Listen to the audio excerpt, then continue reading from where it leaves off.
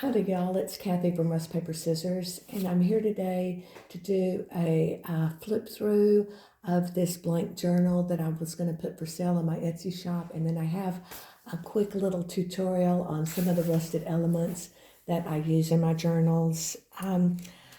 I am just getting back into the swing of things, and I've already tried to do this video once today, and it messed up. So I'm trying again, but what I'm struggling with right now is kind of getting my mojo back. I haven't crafted in quite a while, and so I'm just kind of struggling. I've had this journal, and it just never spoke to me as to what type of theme I wanted, it wanted to be. So I just thought, well, I'm just going to sell it as a blank journal. And what it is, it's an old Reader's Digest book that has two signatures. It's covered in suede, and then the inside of it is covered in the sticky backed velvet. And so I really like it. I just can't think of a theme for it. So I thought I'm just going to sell it plain and see if, move on, because it's just, I'm struggling with it. So I wanted to show you a couple, before I do the flip through, I wanted to show you a couple of the rusted elements that I use in my journals and how to use them. I mean, they're really easy, but I just wanted to go over it. This is my signature closure, and I love this closure. I love rhinestones and rust, and that's what I've done with this. It's just a little bulldog clip that I've rusted. When I use it as a closure on my journals, I like to add, I don't know if you can see that, I add some sticky backed velvet in a neutral color. It's that beige. That way, when I put it onto the journal, it doesn't leave any rust or residue. So I do that for the closures.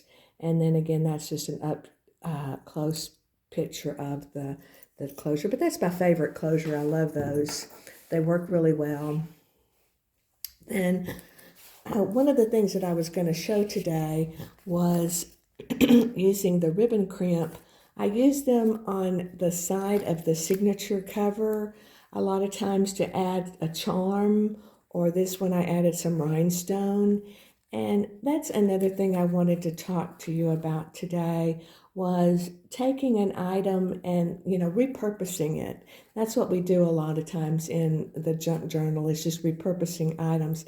This was what I found at a estate sale, and it was chandelier crystals. And I'm not real crazy about the bright gold, so I thought, but I could still use them. I just take them apart, and what I do is I use the antique bronze, I think it's called jewelry findings, and I make my own little, I'm not sure, jump ring or whatever this is to hold it on to the key ring. And I use key rings as opposed to jump rings to hold it, because I can't ever line the jump rings up properly. I don't know what my problem is, but I like these key rings because they will not come apart. And then so I wanted to encourage you to use everyday items in a different way. This is an antique chandelier crystal that I got at the same place. This shows you how the way it was attached is like the gold is now tarnished or rusted. I'm not real sure if it was ever really that bright gold, but this is an antique crystal. I could use this, but I'm afraid it's old and the possibility that it might break. I really want to make sure, and things that I sell, that, you know, it's going to last. So, but I still use it. I use this in Halloween to make a tassel. I think that would make a great tassel on a lady's book. So I wanted just again to get you thinking about using the everyday things you find in a different way. This is the crystal, oops. This is the crystal that I took apart. And then this is what I'm talking about. It's an antique, let's see if I can put it here in my hand. It's an antique, I'm not sure what it's called, head pin. Head pin. And this one just has a bulb on the end, and so it's not going to slip through.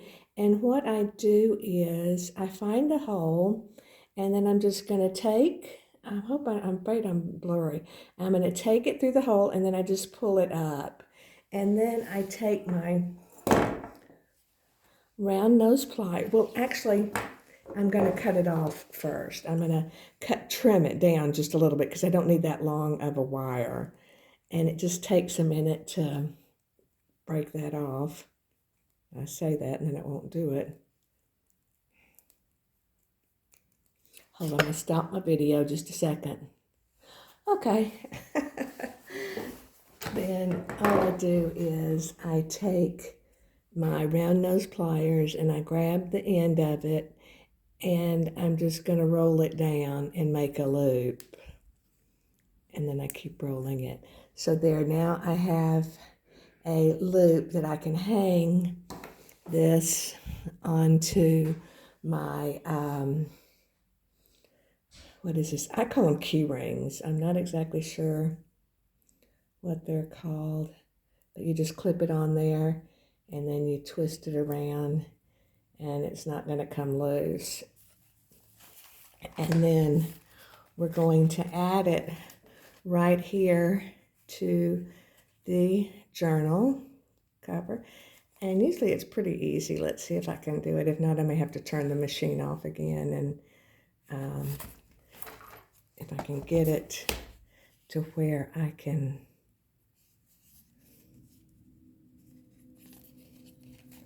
there's probably a better way. There, I don't know if you can see that, but now it's clipped on to that, on the ribbon crimp, there is a place where you can add jewelry or charms. So there, now we've added the charm, and that's, it's there. I'm not going to do this on camera, but what I do is once I have attached the ribbon crimps, I add the little rhinestone. So I will glue that down. Lots of times I use glossy accents, holds it really well.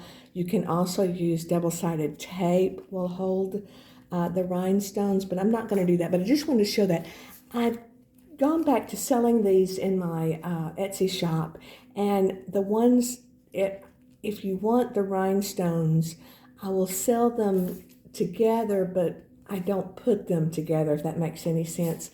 I sell the rhinestone pieces, like usually it's a 5-piece rhinestone that I sell, because the ribbon crimps that I sell are larger. And I'll sell those, and then I sell the ribbon crimps together but not attached. And then all you have to do is once you use the ribbon crimp and crimp it onto something, then you can add the bling. It's too hard to crimp the ribbon crimp while the rhinestone's on there, and I just don't want anybody to, you know, have a problem or the rhinestone thing come off. So that's that. And then I wanted to show you how to use the ribbon crimp as a belly band. I've done this on several projects where I use the ribbon crimps to hold the ribbon or whatever you're using as your belly band. And so what I did was I glued down the ribbon just because it'll be easier to attach the ribbon crimp. This is kind of difficult because it's some corrugated cardboard, So what I'm doing is I'm just kind of pinching the edge of this cardboard so I can get the ribbon crimp on there. And all you do is you just take it and you attach it where you want it, and you want it to be kind of even. That doesn't look exactly even, but I'm going to have to go with it.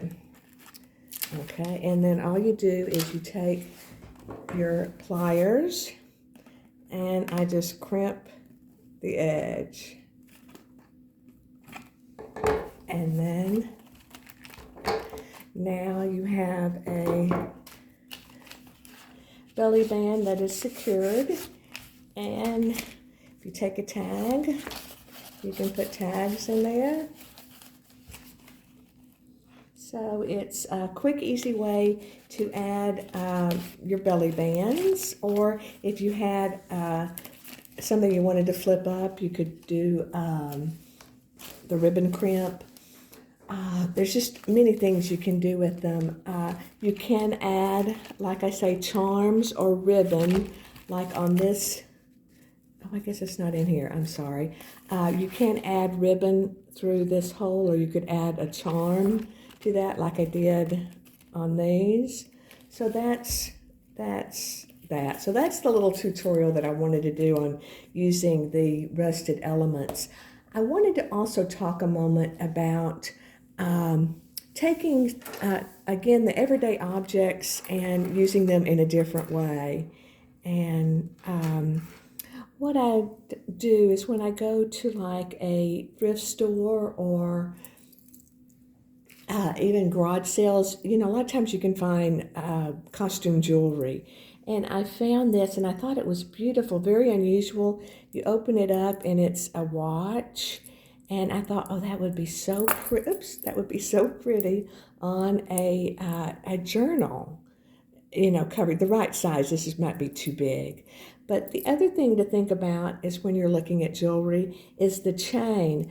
I could use this chain in several different ways, and in tassels, and there's just a lot of use for the chain. So I just wanted to encourage you to look at, when you go into a thrift store, look at the costume jewelry and see what they've got. This is another example. Let me see if I can straighten it out here. I kind of got it messed up.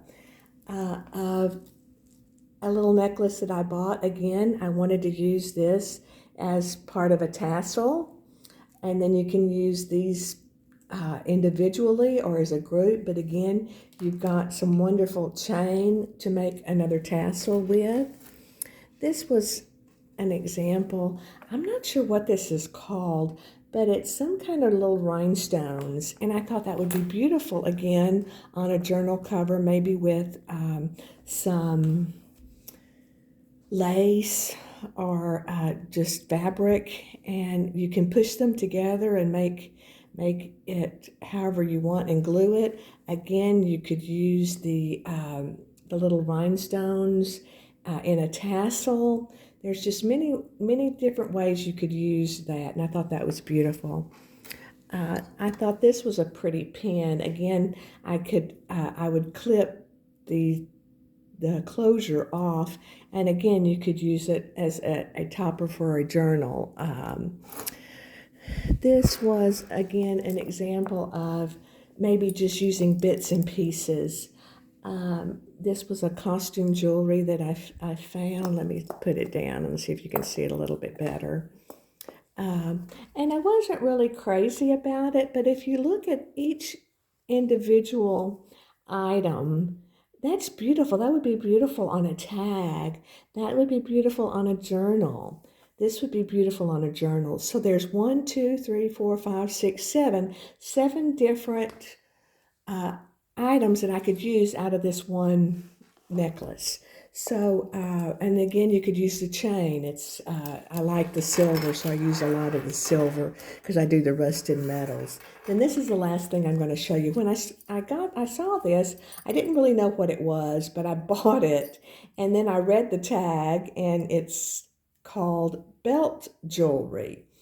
And so what you do is, let's see if I can get it right. These hook together to make like a belt closure.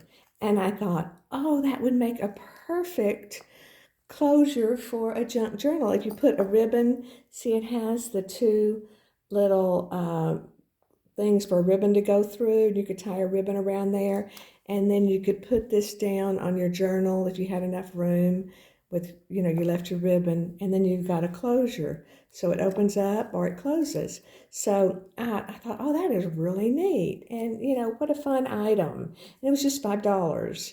So I just want to encourage you to look at the costume jewelry. Okay, let's go into our journal. And I talked about, this is the closure. It's a repurposed Reader's Digest book.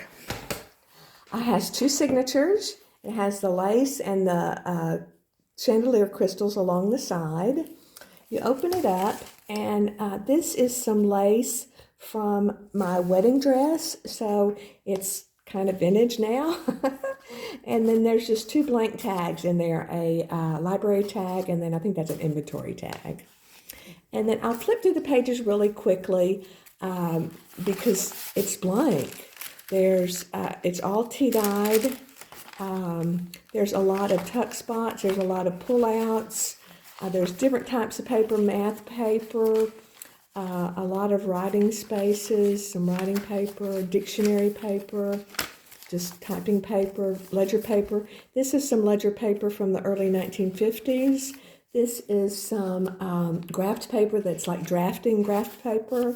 I love the color. Then this was just some handmade paper. And then this is a map paper. And then the center of the signature is an envelope. Again, it's blank for you to embellish. And then this is the other side of that map paper. And then so those pages are the same on the other side. I'll just briefly flip through there. This is the back of the signature. This is that belly band that we made. This is the closure. This, again, you can embellish this with whatever you wanted. And then here's this signature. These pages are the same, so I'm really not going to spend time going through there, but they're all the same. Again, you have a envelope for the signature, the center of the signature, and then the back is just more of the same pages. Again, a lot of them flip out, and the back. And that's the back of the signature. Then this is the back of the book, and I added a little crocheted doily triangle or granny triangle that I make. And then these are just some tags. And what I did was I took scraps of paper that I used in the journal, and I just made some tags. Again, I was struggling with my mojo, and I thought, well, you might like to use these tags in the journal. You find a use for them. You add, your own little design or embellishment. So I added those tags, and then also that comes with the journal is this is a little, I call it a hidden paper clip. It is a alligator clip that I made into like a, what would you put over the edge of a paper? And you could hold things. So I included that. And then these are just some extra pages that I wanted to include. There's a graphed index card. There's some guest checks. I love guest checks. A doily. Then just some old book page, some more of the ledger paper, some of that 1950s ledger paper, and then a math paper. And then I also wanted to include with the journal is what I call a rusted elements kit. I sell these in my shop, but it's rusted paper clips. It's an alligator clip, a binder clip, a bulldog clip. They're called book darts, and they don't hold a lot of paper, but it's fun to clip onto the side of a paper to maybe highlight a word or an idea. So those are called book darts. And then these are just some owl paper clips, and I like those. And then also in the little rusted pouch, or rusted kit you get, this is a metal prong fastener. And normally in my journals, I will add them like right here. You know, it would clip the papers and it would just be extra writing papers. So I included that in the journal, with the journal. And then let's see, I included 200 or approximately 200 rusted staples, and they work in just a regular stapler. And so that has that. And then the other items are, I use these on some of my closures. They're called D-ring, I call them D-ring fasteners. And they just clip onto the side of a journal, and then you add a brad, and then you can use a ribbon or chain or whatever you want to keep your journals closed. So there's 2 D-ring fasteners, and you get 2 brads. And then I added 2 of the ribbon crimps. And then I added, let's see if I can get them loose. I added 5 rusted bulb pins, and then 5 just different brads, 5 rusted brads. So that completes the journal. It will be for sale in my Etsy shop, which is Rust Paper Scissors. And I want to thank you for your time. I would appreciate any comments. If you liked the video, please hit the like button. That helps me. And then if you have any comments, questions, I would love to hear from you. I hope everybody's doing well. And again, Happy New Year. Thank you very much.